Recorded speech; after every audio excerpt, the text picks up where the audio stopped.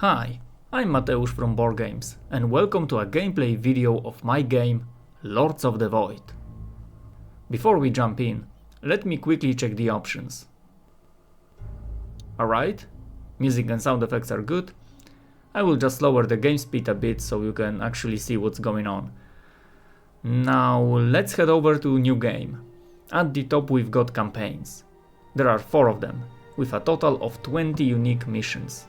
And when I say unique, I really mean it. Every single mission has different objective and challenges. Also, I personally think that the story is pretty interesting and I hope you will enjoy it. But today we are going to play one of the single scenarios. Surrounded. You and your ally are surrounded by hostile kingdoms. Between you lies a guardian and neutral towns to capture. Choose the right strategy, cooperate, and defeat the enemies surrounding you. Here we can set up our match. I'm going to rename my player to Board Games. You might notice this little human icon. That means it's a real player. So if you want to play hot seat with a friend, just change the player type to human. I'm playing solo today, so I switch my ally to easy bot. And I will pick the random faction for me and my ally. To have an alliance with another player, you have to share the same team. All my opponents I'm going to change to medium bots, so they will play just a bit better than my ally, which honestly isn't that hard. That's probably it. Confirm.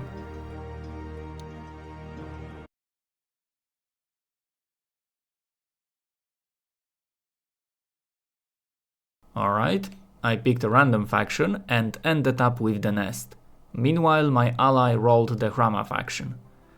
The Nest is a faction of lizards powered by steam technology. I will have some solid shooters, but no barriers. Right now I control one region, but my main town, the capital, can also take control over this province and this one over here. Because both of them are neighboring the province with my capital. At the top province there is also a glyph. This is a special object that gives a powerful upgrade to one of my unit types as long as I control that province. Pretty handy, so I definitely want it. But to take over this land, I first need to defeat all enemy teams standing on it. Right now there is a neutral team. They've got a mage with some pretty strong damage dealing spells, plus an ability that protects the chosen unit from taking any damage. There is also a second mage, an obelisk. It's basically a ranged unit that can restore mana or shoot. And then we have the sculpture, which is a barrier unit. This is a pretty unique unit class even among turn-based strategies. A barrier unit cannot attack or counter-attack at all. Instead, it comes with a special ability. In this case, the sculpture has an aura of decay that automatically deals damage to every nearby enemy unit. The amount of damage depends on the unit's level. Speaking of levels, every time a unit or hero levels up, their hit points and damage are increased by 10%. On the other province, there is a Tree Maiden, a different barrier, much more complicated. So the Tree Maiden can create a tree, possess a tree, attack from that tree and also switch place with another unit. We will see that in action. There is also Yodut with a bonus to gaining additional experience points, and also there is an imp with no abilities. Nothing special with him. Fine, let's take a look at the capital panel. This is what the capital looks like from the inside. I will start by building a mercenary camp. This allows me to recruit a unit from outside my faction. It could be a neutral creature or something from a different faction. Right, let's take a look what we got. A sculpture and 2 kobolds. I think I will go with kobolds. Yeah, their stats are not impressive at all, but let's talk about abilities. So the first ability, they can summon another friendly kobold on the battlefield. This extra little guy might save the day. It can hit something or tank some damage. Second ability, looting, means they can bring back some extra gold after a battle. So if I will play it right, these units should pay for themselves pretty quickly. Now is the time for first hero. I will take officer. We can give him a name. And also we can choose his first ability. There are 3 options, but for this run I'm picking command. I will take both of these guys here and also hire a few crossbowmen and spearman or alchemist. Yeah, the spearman is a warrior and has a little better stats, but the alchemist has some abilities that might be more useful, at least with my team. Alright, we are ready to attack. First I'm going to grab control of that glyph. To do that, I need to clear out this neutral team standing on my way. Before the battle begins, we can place our units in any of these positions.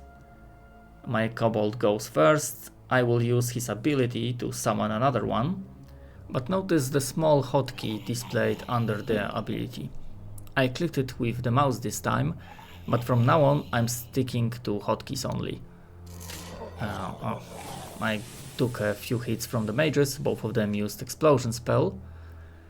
My alchemist can speed someone up by giving an elixir of wings.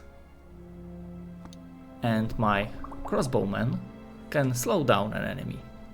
So both of these units has a significant impact to the whole movement on the battlefield. I will slow down this imp. Okay, my hero has the command ability. It gives one of my units a second action. I will use it on alchemist. Next turn and my summoned kobold is up first. I'm thinking about using the quick move. This one let me to move and still attack afterward. So I can get closer like this and shoot this imp with a short distance advantage. I will finish him off with my alchemist and he got already a double action. I will get closer with kobold. I will try to finish this mage off before it can cast another spell. I didn't have enough damage to do that. Oh no, I lost my kobold. Okay, I'm going to wait so the obelisk will waste its action to restore mage's mana, and I have just finished this mage. Fine, good. So the wait action pushes the unit's turn to the end of the round, which lets me pull some tricks. I won the fight, but I did lose my first kobold, so it's not the perfect result, but it could have been worse. There is one more thing that we can do this turn. Over here we got an insectoid mount. It's an object that gives us free resources once every 5 turns. I'm going to hire a new hero and have him visit this place. Yeah, the acid breath seems fine. And I will take 5 wood, please. Thank you, mysterious insects. We have done everything we can for this turn. So, end turn. Okay, so we took control over this glyph. And this one is a glyph of immortality. I can bind it to one of my unit types. And whenever a unit of that type dies in battle, as long as I win the fight, it will come back with 1 hit point. And I got here 3 crossbowmen right now in my team, so I will assign the glyph to them. You can also see this glyph displayed on the unit card. Other units doesn't have it, but crossbowman has it. Alright, so my second hero is going to go out and explore a bit. Time to build something, and that something is going to be a town hall, because right now my gold income is 0. At level 1, a town hall gives me 100 gold per turn. Levels 2 and 3 just stack even more gold on top of that. There is also one important thing about buildings. The town hall is the main structure of the economy district. The higher its level, the more economy buildings I can construct. The same rule applies to the palace, which is the main building of the management district. And also the same rule applies to the barracks, which head up the military district.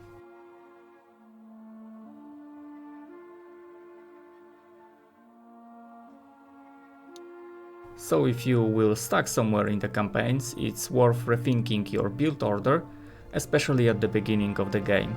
Right now I'm going for Town Hall, like I said before, to get my gold income. As for the economy district, there are 3 buildings you can construct: market, farm, and treasury. Right now we can't build any of them because our town hall just finished, but at the next turn we will start pulling up those economy buildings. Meanwhile, our main dinosaur has found a hiding place. You found the remains of an old building. It turned out that some kind of creature lives inside. It tells you that it's looking for a worthy opponent, someone who will be able to equal or even surpass it in skills. You smile slightly, thinking that you surely can defeat the creature. On the other hand, this creature might be useful in your team. All you have to do is just say, "Come with me," and you will find many great opponents. What do you choose? I choose Mare. I have got a free spot and this unit is pretty cool. This is a warrior unit with a teleportation movement type, which means she can skip over any obstacles. Very handy. She also has 2 abilities: Drain Life, which heals her with every attack, or heals an ally if she's already at full health. And also she got another ability called Guard. And this ability limits any enemy standing next to her to just 1 movement point. Both are very useful. I'm feeling pretty confident with my team right now, so I'm going to march forward and take out these neutral units. I will start with additional Kobold. Now I will slow down the Cavalier. Good. And speed up my Alchemist. Yeah. Meanwhile, this mid golem called Biogolem just transferred some of its own life to the Cavalier.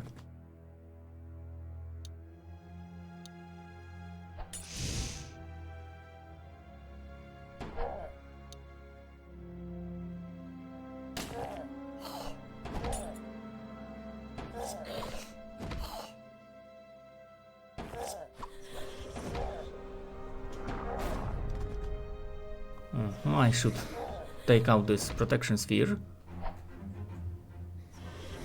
Looks like I'm going to lose my alchemist, but I will skip his turn, so the footman will have to waste the action.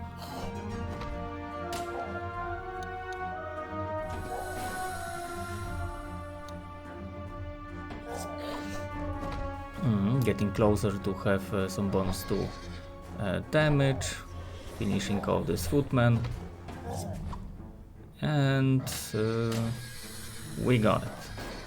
Yes, another win with only 1 single unit lost. Not perfect, but that's fine. Okay, so here there is a neutral watchtower we could capture.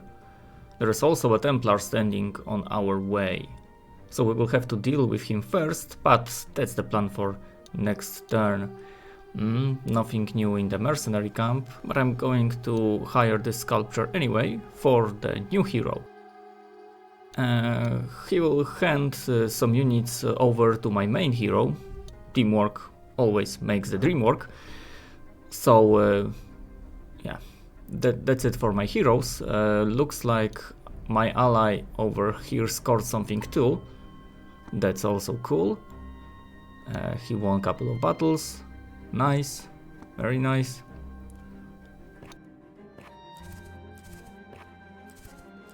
You might be wondering what that is on the map. Right here. It's a road. One of the Nest's special action on the map is building roads, which makes team moves faster. Right now I don't have the required building to do that, but maybe later we will get to build our own roads, mines and other stuff. This particular road goes from my capital to my ally's capital, but in the middle there is a strong guardian. If you are playing this map with a friend, you might want to take him out early to secure a safe connection to your ally. Okay, right now I will build a market. There is an option to trading resources or sending them to your ally. My secondary hero just discovered a metamorphosis camp. Here for some gold, hero can upgrade one of the armors, but I'm not going to do that for this hero though. You, my friend, go here and give him the sculpture. Before we jump into the fight, I'm going to visit Bush of Vigor. It simply gives extra movement points once per 3 turns. These bushes make team moves 6 tiles further this turn. The plant is one of the few positive side effects of the calamity that happened in this world. And after we use it, it tells us we need to wait 3 turns to renew this effect. Okay, now we can head over to deal with the Templar and maybe grab some resources on the way.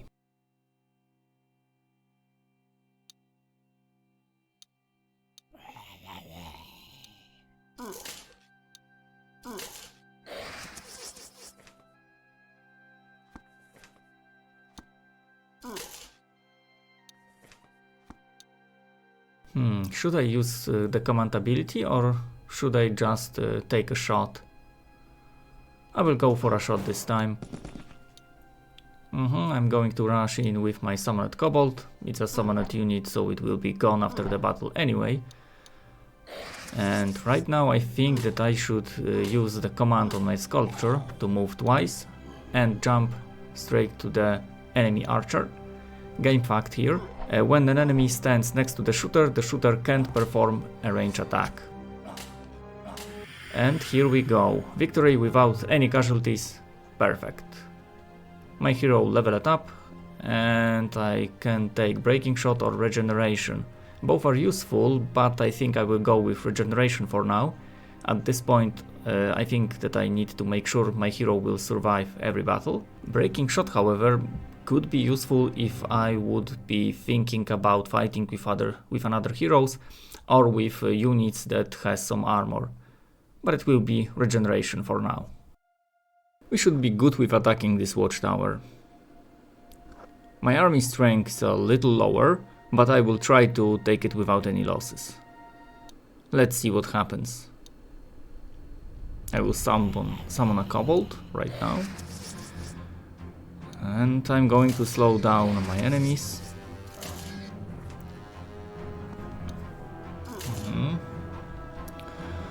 Yeah, the command is not useful right now, so I'm going to shoot the archer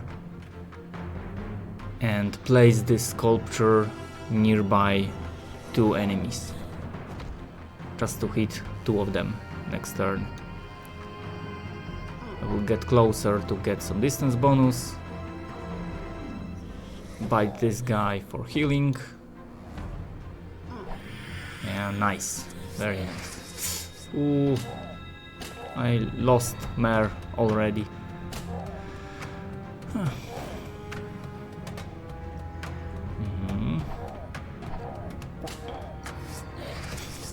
And I lost Sculpture too.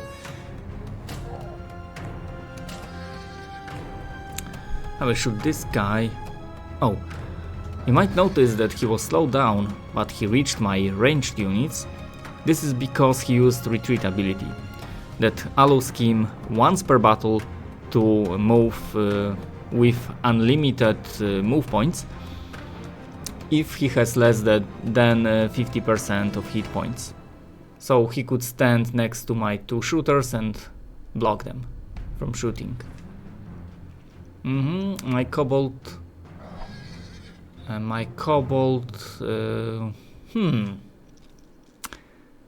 Maybe I should get closer to those archers to have a distance bonus. Yeah, I will do that.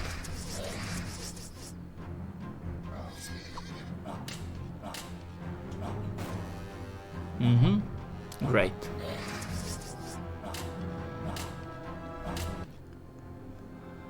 I lost 2 units, but I won the battle. And after the fight, I have to make a choice. I can destroy the watchtower for some resources or take control over it. I will take control over it because right now I'm more interested in increasing my income. And just like that, this province is mine. It will provide me 2 food every turn. At the start of the next turn, this one will also be mine, thanks to the watchtower. And if I could beat those guys, that forest could be mine too. Anyway, that wraps up the last action for this turn.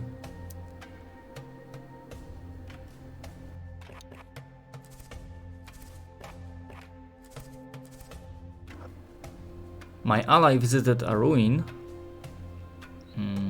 this one, and also won few battles. Very nice, I'm very proud of him. But anyway, my second hero has found a hiding place. You found the remains of an old building. Your team opened the entrance and went inside. It stinks terribly there, and there are pieces of limbs of various creatures lying all around. Some bloodthirsty beast must make this place its hideout. When you went outside, you heard heavy stomping. It's a Patatuf. Most likely he is the one who lives here. At the sight of you, he choked and spat out a piece of raw meat, probably his current victim. You not hit. Me has treasure, shiny, you like treasure, he stammered. You are not sure what to do. I think that I know what to do, I will just take a gold. Thanks, Patatuf. Back to my main hero. He lost 2 units last time, so I should fill that gap. I will start with another hero and grab some free food. And you, my main, you will meet this guy here and take 2 spearmans. Nice.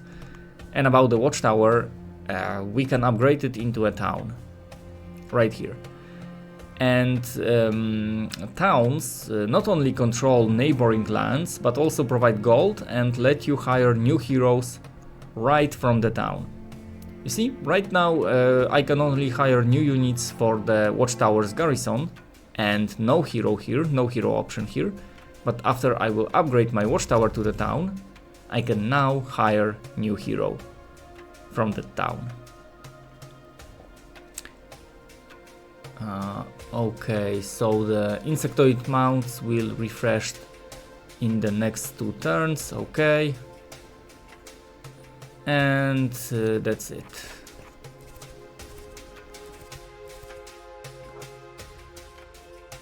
Here we have another map object, the All Majesty Temple. This place heals your entire team and resurrects your team leader for free. I'm definitely going to go there to heal up my leader. All Majesty Temple. This object is heavily connected to the game lore. The All Majesty was seeking for immortality and that made him a madman. In the temple there is still some power left, so we can use it to heal up.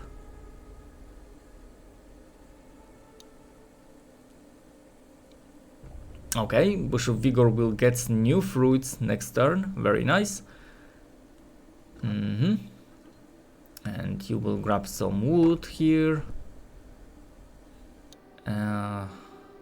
Okay, I lack some resources right now.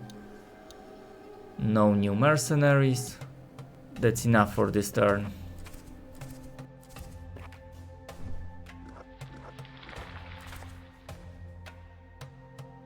I will start with this hero, we found Wild Garden. Here we can just hire a special unit that is not available another way. It won't appear in the mercenary camp, but we have to pay for it with 30 food that I don't have right now. I will pick the second option. You ordered the team to check the garden. While you were digging through the plant remains, Carvanta suddenly became more active, as if she was waking up. You should shoot her just to be safe and then calmly search the ruin. On the other hand, this plant has a precious venom. Alchemists could use it to improve worms in your team. I don't have any worms in my team. Those are elite units from my faction that I doesn't have right now, so I will have to shoot it before it attacks. So the first option here. Here we also have some ending story from this journey. It's worth mention that every faction will have different options in the ruins. So as a nest I could use the venom, but the other factions will have something else here. Anyway, I ended up with additional wood.